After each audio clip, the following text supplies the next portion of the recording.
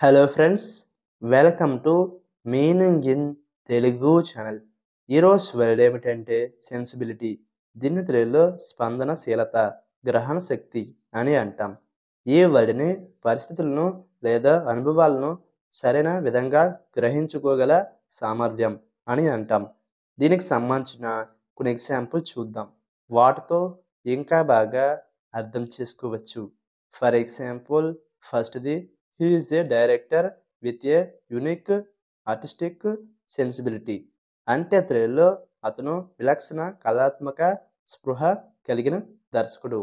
The next example and final example, the book appeals to the modern readers sensibility.